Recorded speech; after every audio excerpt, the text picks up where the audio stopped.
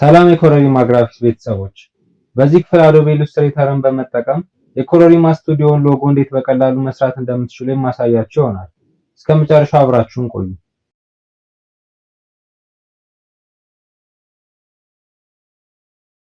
በመጀመሪያ እርሳስና ወረቀት ይዘን አይምሮአችን ውስጥ ያለውን ሐሳብ እንስላለን።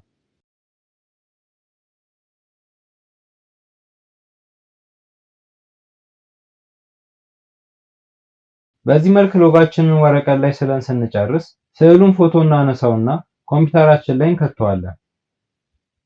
ኮምፒውተራችን ውስጥ ካስገባነው በኋላ ፎቶውን ጎትተን አዶቤ ኢሉስትሬተር ውስጥ እንከተዋለን። በመቀጠል ፎቶ ትልቅ ስለሆነ ሳይዙን እናሳንሰውና በካንቫሳችን ልክ እናስተካክለዋለን። የኢሉስትሬተራችሁ አቀማመጥ ሁሉ ነገር እንደኔ እንዲሆን እዚህ ጋር ያለውን ምልክት ትነኩና ሪሴት ኢሴንሻል የሚለውን ትመርጣላችሁ። አሁን ሁሉ ነገር እንደኔ ስለሚሆንላችሁ መቀጠል እንችላለን። ሌየር ፓኔላችን ጋር እንሄድና ስዕሉን የያዘውን ሌየር እዚህ ጋር በመንካት እንቆልፈዋለን። የሌየሩን ስም ደግሞ ሪፈረንስ እንለዋለን።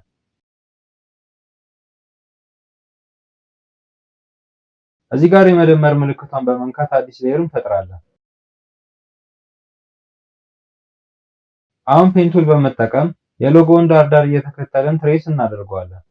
ፔንቱል እንዴት መጠቀም እንዳለባቸው የማታውቁ ከዚህ በፊት ስለ ኢሉስትሬተር ቱሎች አጠቃቀም በሰፊው የሚያስረዳውን ክፍል ወደ ኋላ ተመልሳችሁ በመከታተል እሱን ስትጨርሱ ወደዚህ ቪዲዮ ተመለሱ። ትሬስ በምታደርጉበት ሰዓት ቀለሙ እንዳይከልላችሁ ፕሮፐርቲ ፓኔል ጋር ትሄዱና ፊል የምትለዋን ሳጥን ነክታችሁ እቺን ምልክት አንድ ጊዜ ትነካላችሁ። አሁን ተመልሳችሁ ትሬስ ማድረጋችሁን ትቀጥላላችሁ።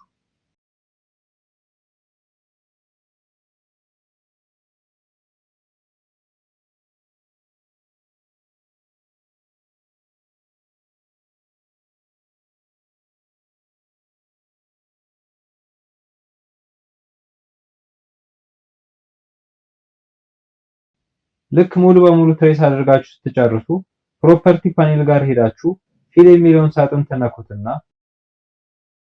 ነጩን ቀለም ትመርጣላችሁ።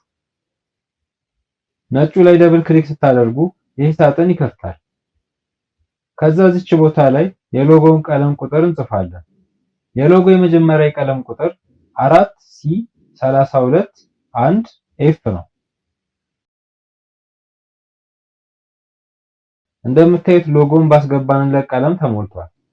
ከዛ ለጊዜው የቀለሙን ኦፓሲቲ ወደ 50% በመቀነስ ከኋላ ያለውን ስዕላችንን ማየት እንችላለን። አሁን በሰራነው ቅርጽ ውስጥ ሌላ ቅርጽ ለመስራት ቅርጹን እንደነካን እዚህ ጋር እንመጣና እቺን ነጥብ እንጫንና ድሮ ኢንሳይድ የሚለውን እንመርጣለን። አሁን ወደ ፔንቱላችን እንመለስና እዚህ ጋር መተን አንዱን የሎጎ ውስጣዊ ቅርጽ ትሬስ እናደርገዋለን።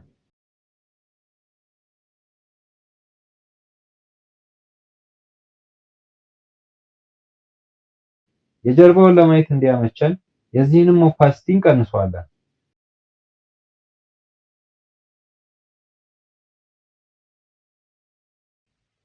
ልክ እንደ ቅድሙ የቀለም ቁጥር ስለሚያስፈልገን የቀለም ቁጥሩን እንሰጠዋለን። የአሁኑ ቀለም ከቅድሙ ነጣ ያለ ቡኒ ነው። ስለዚህ ቁጥሩን 56 39 23 አደርገዋለሁ።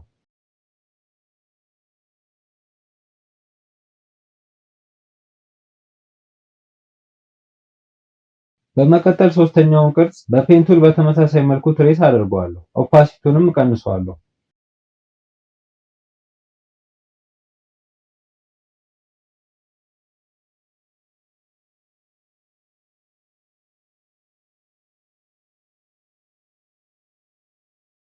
ፊል የሚለውን ነክተን የቀለም ቁጥሩን 62 43 26 አድርገውና ኦኬ ነካለሁ።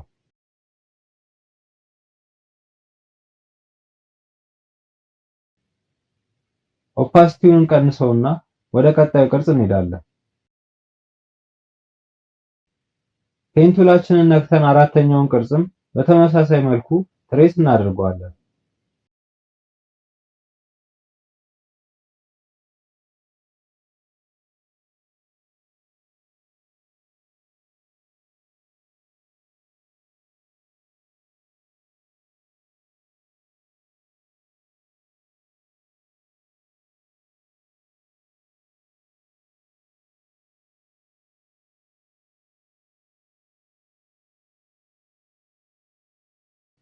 የቀለም ቁጥሩ 7A5330 አድርገን ኦኬ እንነካለን።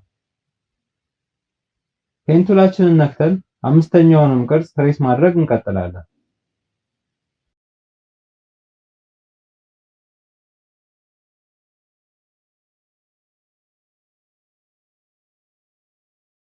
ኦፓሲቲውን እንቀንሰዋለን።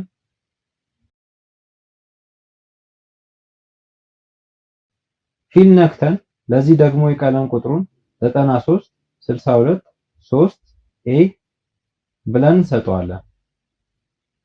አሁንም ፔንቱላችንን ነካና ቅርጹን ትሬስ ማድረግ እንቀጥላለን።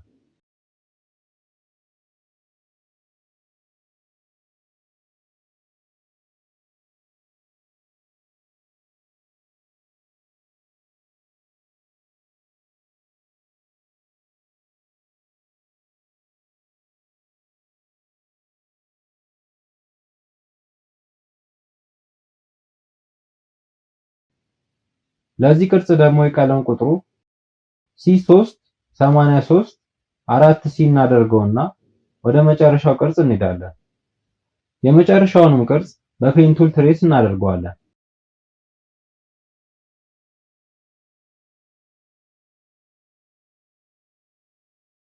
የቀለም ቁጥሩም DC 9355 ነው። ከዛ ስንጨርስ ሁሉንም ቅርጾች አንድ በአንድ ላያቸው ላይ ደብል ክሊክ በማድረግ ኦፓሲቲያቸውን ወደ 100 እንመልሰዋለን።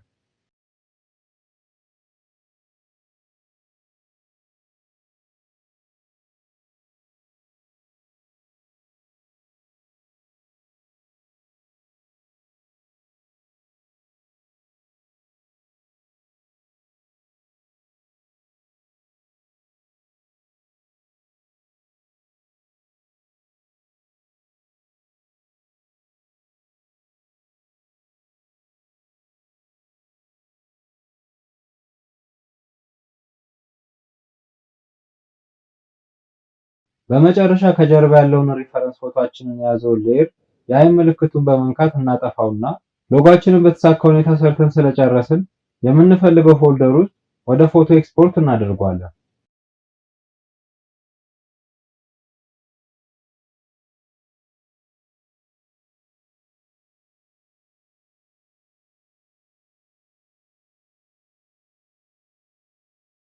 በሚቀጥለው ክፍል አዶቤ ኢሉስትሬተርን በመጠቀም የሀበሻ ልብስ ላይ የሚደረግ ጥለት ፓተርን እንዴት መስራት እንደምትችሉ የማሳያችሁ ይሆናል። ደህና ሁኑ።